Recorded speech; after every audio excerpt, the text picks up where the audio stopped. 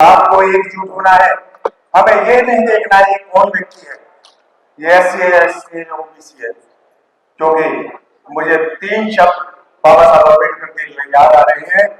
शिक्षित बनो, संगठित बनो, संघर्ष करो। तो ये आरक्षण डॉक्टर बी.आर. अम्बेडकर जी की देन नहीं है, फिर किसकी देन है? ये मनुस्मृति की देन है, ये ब्राह्मणों की देन है। उन्होंने जो सदियों से जो हमारे काम बांट दिए, उनका कौन क्या अधिकार है भाई? क्या अधिकार है उन्हें? उनका क्या कंट्रीब्यूशन है हमारी उन्नति में? उनके हमारी आजीविका के पालने में क्या कंट्रीब्यूशन है? कोई कंट्रीब्यूशन नहीं है, कुछ भी नहीं। पैदा हमारे माँ बाप ने किया, आजीविका का साधन हमारे माँ बाप ने दिए, बड़े हम उन्होंने किया। तो ये कौन होते हैं हमारे जो काम बांटने वाले? ये कौन होते हैं ये हमें शिक्षा का अधिकार न देने वाले? ये कौन होते हैं जो स्त्री को किसी प्रकार का अधिकार न देने वाले? वह आरक्षण तो उन्होंने दिया है, केवल डॉक्टर बी.आर. अम्बेडकर जी ने उस आरक्षण को न्याय संगत और तर्क संगत बनाने की कोशिश की है। और इन्होंने तो बिल्कुल देश का बेड़ा गर्क कर दिया 10 साल के अंदर का। निजीकरण की जो ब्याज चल रही है, निजीकरण में बहन जी ये कहती कि जो है निजीकरण जो यदि कर लो मुझे कोई दिक्कत नहीं, लेकिन निजी क्षेत्र में भी हमारे लोगों को आरक्षण मिलना चाहिए।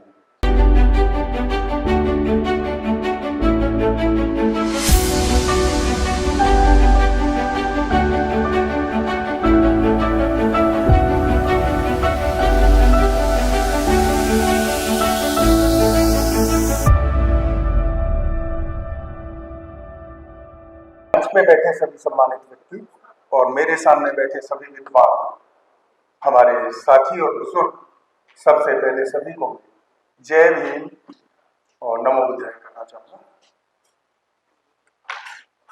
जैसा कि ये जो आज का कार्यक्रम पूरा है, ये एससी एसटी समाज का हो, एससी एसटी ओबीसी समाज का होगा, यानी जो 85% लोग भारत में, जो भारत के मूल निवासी है, उनका होगा। साथियों, ये जो मुद्दा है जातिगत जनगणना का, ये अपने आप में बड़ा अहम मुद्दा है। क्योंकि यदि मैं गलती में ना हूं तो काशीराम साहब ने ये नारा दिया था, जिसकी जितनी संख्या होगी उसकी उतनी ही भागीदारी। यदि हम अपने देश को देखते, भारत को देखते हैं, तो हमारी जो जनसंख्या है 85% है और भागीदारी हमारी कितनी है? भागीदारी हमारी जो है 20% है। जितने जो बड़े बड़े जो पद हैं, बड़ी बड़ी जो पोस्ट है, जो 2% समाज का जो है वर्ग है, वो बैठा हुआ है। सारे आईएएस, सारे पीसीएस, हमारा देखिए जुडिशियरी देखें, एडमिनिस्ट्रेशन में देखें, आईएएस पीसीएस और अन्य स्थानों पे देखें, जितने भी इंस्टीट्यूशन है, केवल 2% लोगों को कब्जा है। क्या हम उनसे अपने न्याय की मांग, क्या हम ये सोच सकते हैं कि ये हमारा कोई भला करेंगे? क्या हम ये सोच सकते हैं क्या यह हमारे साथ कोई जो है सहानुभूति बरतेंगे? इन व्यक्तियों का हर कदम, इन लोगों का हर कदम हमारे 85% जो भाई है इस देश के, जो मूल निवासी है, उनके खिलाफ है। तो साथियों, सबसे पहले तो मैं ये कहना चाहूंगा कि आपको एकजुट होना है। हमें ये नहीं देखना है ये कौन व्यक्ति है, ये एससी है, एसटी है, ओबीसी है। क्योंकि मुझे 3 शब्द बाबा साहब अम्बेडकर के लिए याद आ रहे हैं। शिक्षित बनो, संगठित बनो, संघर्ष करो। साथियों, मैंने जो है अध्ययन किया तो मैंने देखा कि हमारा जो समाज है वो शिक्षित तो हुआ है, अगला संगठित होना और संघर्ष करना, ये बहुत पीछे मामला है, अभी बहुत पीछे है। क्यों? मैं इस बात को अपने 2-3 बातों से सिद्ध करना चाहूंगा। जो हमारा आईएएस, पीसीएस, डॉक्टर, इंजीनियर जो भी कुछ बनता है वो समाज से कट जाता है। उसका किसी प्रकार का कंट्रीब्यूशन नहीं होता इस समाज की उन्नति के लिए। क्यों?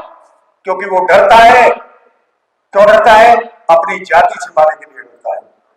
साथियों, जब आपको सम्मान मिलेगा, जब आप खुल के जियोगे, सबसे पहले बता दोगे आप कि मैं इस जाति से बिलोंग करता हूं, दोस्ती कर या मत कर। पहले तो हम अपने को छिपाने से बचे। जिस दिन आपके अंदर, और ये बात कब आएगी, कैसे आएगी? जब आपके अंदर आत्मविश्वास होगा। हमारे जितने भी आईएएस पीसीएस जितने भी लोग हैं, उनके अंदर आत्मविश्वास की कमी, आत्मविश्वास नाम की चीज ही नहीं है। मैं बहुत सारे लोगों से मिला इस साल में, तो क्या करते हैं, जितने ऊपर के जाएंगे समाज से करके उनका कोई कंट्रीब्यूशन नहीं है। हम यदि मिलने भी जाते हैं तो पहचानने से मना कर देते हैं, नहीं करते हमारा कोई भी काम। जबकि दूसरे जो है लोग, जो 2% बैठे हैं, उनके नाम पे गुप्ता, शर्मा, भारद्वाज जो भी लगा है, उसके नाम से उनके काम हो जाते हैं। जान पहचान होना जरूरी नहीं है उनकी। मैं इंस्टीट्यूशन से जुड़ा हूं, मैं एजुकेशन डिपार्टमेंट से जुड़ा हुआ व्यक्ति हूं। मैंने ये देखा 10वीं 12वीं की जो क्लास में जो बच्चे जिनके साथ यही सरनेम लगे हुए हैं, ना आते हुए भी कमजोर से कमजोर को 20-20 मार्क्स 20 में से 20 देते। मैंने कोशिश की, इसको जस्टिफाई करने की कोशिश की। हमने अपने बच्चे भी आइडेंटिफाई किए जो बाहर से एग्जाम कर रहे हैं। हमने कहा भी इन बच्चों के 20 में से 20 होने, और मार्क्स की एंट्री हमने तब करवाई, तभी माँ बाप लिस्ट पे साइन की जब उनके।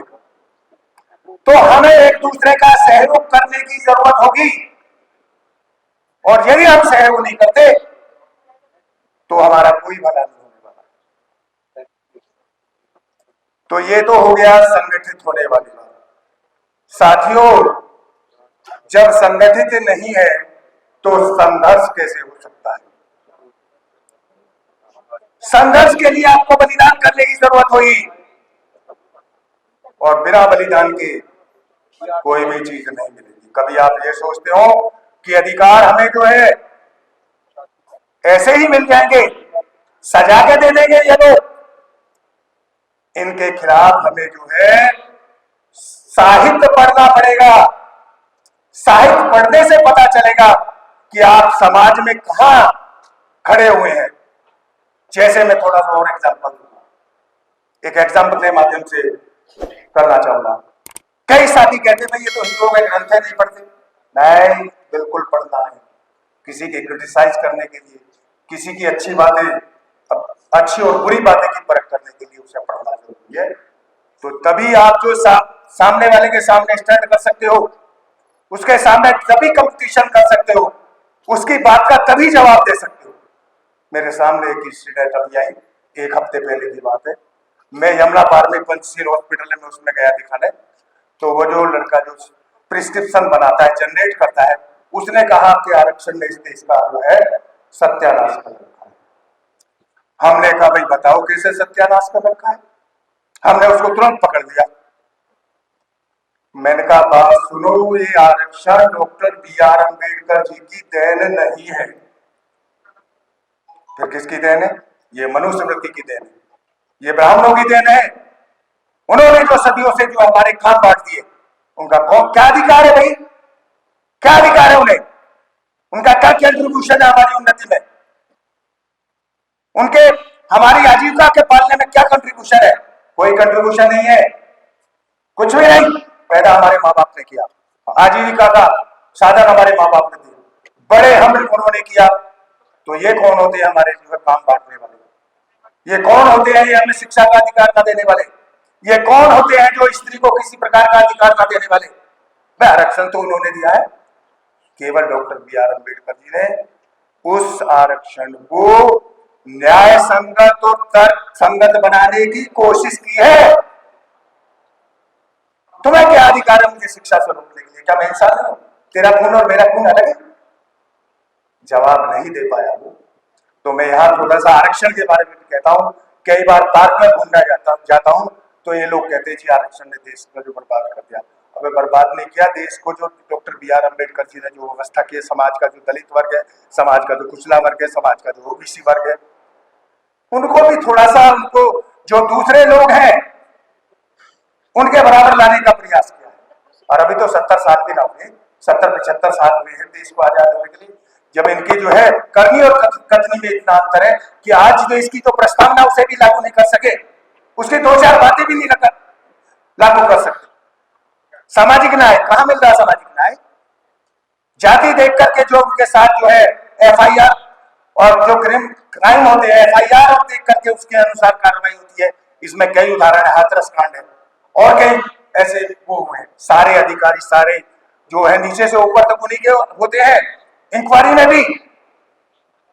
तो सामाजिक न्याय भी नहीं मिला। आर्थिक समानता की तो बात ही छोड़ दीजिए आप। थोड़े से जो है केवल कांग्रेस पीरियड में थोड़े से लगे हुए थे लोग हमारे, और अब जाकर के वो सारे जो लगभग रिटायर होने जा रहे हैं। और इन्होंने तो बिल्कुल देश का बेड़ा गर्क कर दिया 10 साल के अंदर का। निजीकरण की जो ब्याज चल रही है, निजीकरण में बहन जी ये कहती कि जो है निजीकरण जो यदि कर लो मुझे कोई दिक्कत नहीं, लेकिन निजी क्षेत्र में भी हमारे लोगों को आरक्षण मिलना चाहिए। बहन जी की यही तो लड़ाई है, लेकिन नहीं, निजीकरण करते जा रहे हैं। जिस काम को मैं एक रेगुलर व्यक्ति जो है 50,000 तनख्वाह ले रहा हूं, उसको एक कॉन्ट्रैक्ट का आदमी जो है 12 या 10,000 में करेगा। 10,000 में भी 30 दिन में से 4 उसके जो प्रोजेक्ट काट करके जो उसे 8,000 रुपए देगा। ये मैंने देखा मेरे स्कूल में। बता देता, स्कूल में जो है क्लास 4 सफाई कर्मचारियों जो कार्ड वगैरह होते हैं 13-14 हजार रुपए मिलते हैं। उसमें से भी 2-3 दिन की जो तनख्वाह हर महीने काट कर उनकी शिकायत किया। मैंने कहा भाई इस तरह क्यों करते हो आप? अटेंडेंस लो मुझसे, लो अटेंडेंस मेरे पास है, करेज ठीक है, लेकिन मेरे बात क्या क्या उनसे पैसा लाते हैं। वहां करोगे तो नौकरी से हटा दिए जाओगे, तो वहां भी मुंह बंद कर दिया। तो साथियों, शिक्षित हुए हैं, संगठित नहीं हुए, ये प्रयास है। मैं देख रहा हूं, मुझे भी किसी के माध्यम से पता चला यहाँ का। मैं फर्स्ट टाइम अटेंड कर रहा हूँ ये मीटिंग इस तरह की। इस तरह का जो सम्मेलन आज हो रहा है, मैं पहली बार अटेंड कर रहा हूं। एक प्रश्न और उठता है, जो लोगों की जो धारणा है, वैसे तो हमें जो हमारा इतिहास है, जो हमारा वास्तविक इतिहास है, वो हमें नहीं पढ़ाया जाता। ये बातें भी मैं प्रमाणित कर सकता हूं। कैसे? चलो थोड़ा सा मैं चलता हूं भारतीय राष्ट्रीय आंदोलन की तरफ लेके चलता हूं। क्या सारे लोग यही थे? अपर कास्ट ही थे? कुछ श्रेणी के जो जातियां थी वही थे जिन्होंने भारत की आजादी में कंट्रीब्यूट किया? ऐसा बिल्कुल नहीं है।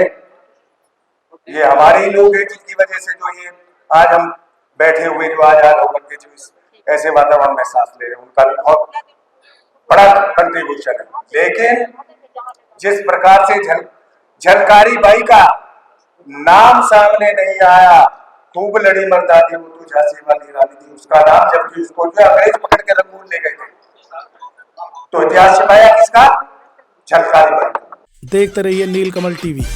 आपको अगर हमारा वीडियो अच्छा लगता है तो हमारे चैनल को सब्सक्राइब करिए, वीडियो को लाइक करिए, शेयर करिए।